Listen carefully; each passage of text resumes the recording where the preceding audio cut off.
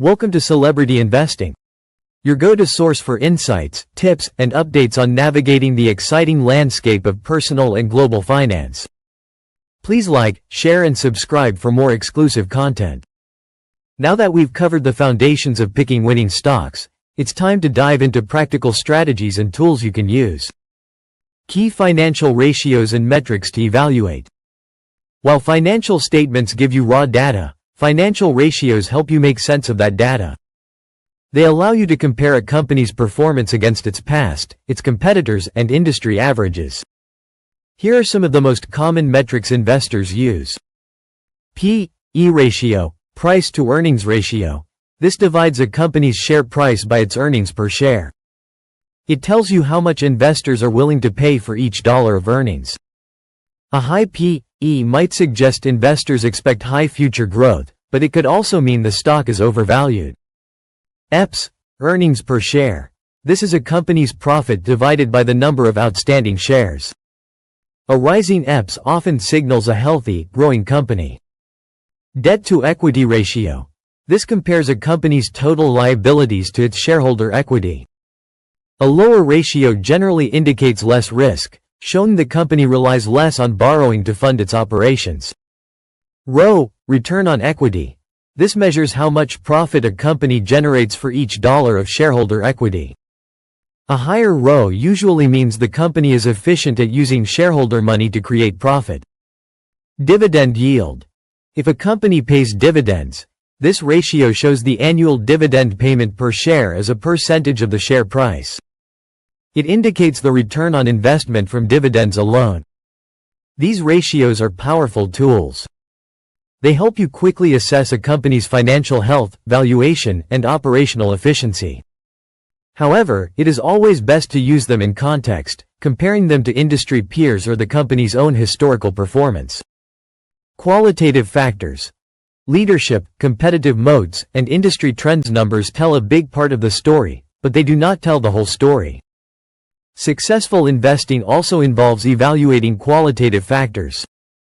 These are the non-numerical aspects that can make or break a company over the long term. Consider these important qualitative elements. Management team quality. Who is leading the company? Do they have a proven track record? Are they ethical and transparent? A strong, experienced management team with a clear vision can navigate challenges and drive growth. Poor leadership can quickly erode shareholder value. Competitive moats. Does the company have a sustainable competitive advantage? This could be a strong brand, patented technology, high customer switching costs, or a unique business model. These moats protect the company from competitors and help maintain profitability. Industry trends. Is the company operating in a growing industry or a declining one? Are there major shifts happening that could affect its future?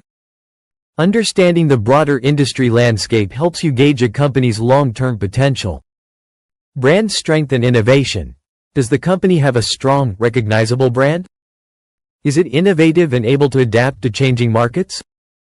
Companies that consistently innovate and maintain strong brands often have an edge. These factors are harder to quantify, but they are crucial for understanding a company's staying power and future growth prospects. They often explain why one company thrives while another with similar financial numbers struggles. Technical analysis. Understanding market signals. While fundamental analysis looks at a company's intrinsic value, technical analysis focuses on market data, primarily price and volume. It operates on the idea that past price movements can indicate future trends. Many investors use technical analysis alongside fundamental analysis, especially for timing when to buy or sell a stock. Here is a brief overview of what technical analysis involves. Charting. Technical analysts use charts to visualize price movements over time. Different chart types, like candlestick charts, show opening, closing, high, and low prices for a period. Price movements and volume. They study patterns in price trends, up, down, or sideways, and the volume of shares traded. High volume during a price surge, for example, might indicate strong conviction behind the move. Common indicators. Various mathematical calculations, or indicators, help technical analysts spot trends, momentum, and potential reversals. Moving averages. These smooth out price data to show the average price over a specific period, helping identify trends. RSI, Relative Strength Index. This momentum indicator measures the speed and change of price movements, helping to identify overbought or oversold conditions. Technical analysis can be helpful for understanding market sentiment and finding optimal entry and exit points for your investments. It acknowledges that emotions and market psychology play a role in short-term price fluctuations. While fundamental analysis identifies what to buy, technical analysis often helps determine when to buy and sell. Strategic implementation and portfolio management. Finding strong companies is just one piece of the puzzle. How you put those stocks together and manage them over time often determines your overall success. This section explores how to strategically build and maintain a portfolio that aligns with your financial goals and risk tolerance. It's about smart planning and consistent oversight. Diversification. Spreading your bets wisely. Imagine putting all your savings into a single company. If that company struggles, your entire investment is at risk. This is why diversification is so important. It means spreading your investments across different assets to reduce overall risk. Think of it like a basket of eggs. You don't want to put all your eggs in one fragile basket. To diversify effectively, consider these areas. Different industries and sectors. Don't just invest in technology stocks. Look at healthcare, consumer goods, energy, and finance. If one industry faces a downturn, others might still perform well. Company size, market cap, include a mix of large cap, established, stable companies, mid cap, growing companies, and small cap, newer, higher growth potential but riskier companies, stocks. Each has different risk-reward profiles. Geographic exposure. Look beyond your home country. Investing in international markets can provide exposure to different economic cycles and growth opportunities. The goal is to pick investments that don't all move in the same direction at the same time. This is the concept of correlation. If two investments typically move opposite to each other, or at least aren't strongly linked, they can help stabilize your portfolio when one struggles. Position sizing. Managing individual stock exposure. Even if you find a fantastic stock, it's risky to put a large portion of your capital into it. This is where position sizing comes in. It's about deciding how much money to allocate to each individual stock in your portfolio. Avoid making any single stock so large that its poor performance could significantly damage your overall returns. Your position size should reflect two key factors. Conviction level. How confident are you in the stock's future performance? A stock you are very confident in might warrant a slightly larger, but still reasonable, allocation. Risk tolerance. As we discussed earlier, your comfort with risk plays a big role. If you are a conservative investor, you will generally keep individual positions smaller. There isn't a strict rule for position sizing, but many experts suggest that no single stock should make up more than 5% or 10% of your total portfolio, depending on your risk profile. This protects you from individual stock blowups. When to buy and when to sell. Entry and exit strategies. Knowing when to buy a stock is important, but knowing when to sell can be even more critical for protecting profits and limiting losses. Having a clear entry and exit strategy removes emotion from these tough decisions. Here are some common reasons to sell a stock. Price targets met. You initially invested with a target price in mind, and the stock has reached it. Deteriorating fundamentals. The company's financial health weakens or its competitive advantage fades. Better opportunities emerge. You find another investment that offers a more compelling risk-reward profile. Original investment thesis broken. The main reason you bought the stock is no longer valid.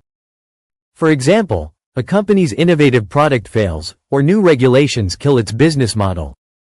A key risk management tool is the stop-loss order. This is an instruction you give your broker to sell a stock automatically if its price falls to a certain level. It helps limit potential losses on a position, so a small dip does not become a major setback. While stop losses are useful, Understand they can be triggered by temporary market volatility, selling your stock prematurely. Monitoring your portfolio and adapting to market changes. Investing is not a set it and forget it activity. Your portfolio needs regular attention. Continuous monitoring helps you stay on top of your investments and ensures they still meet your goals. Stay informed. Follow news about the companies you own and the broader market. Quarterly earnings reports, industry trends, and economic shifts can all impact your holdings. Rebalance periodically. Over time, some investments will grow more than others. This can shift your asset allocation away from your target. Rebalancing means adjusting your portfolio back to your desired percentages, often by selling some of your best performers and buying more of your underperformers.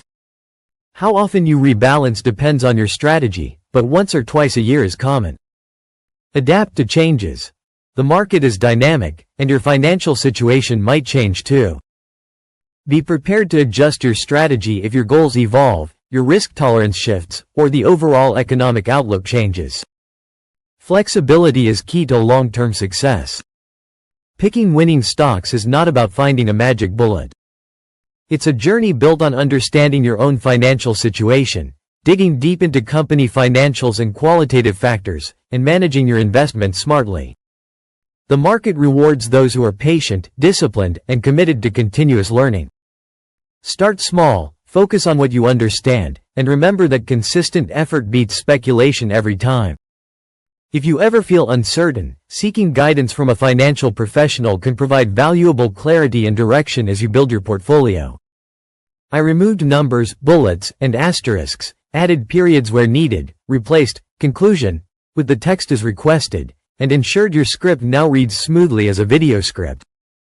If you want, I can also make the headings fully consistent for a YouTube video style, so every section flows naturally when narrated. This will make it feel more polished for recording. Stay tuned and continue to watch our videos to gain valuable insights into the world of finance. Subscribe, like, and share to continue your journey to financial success.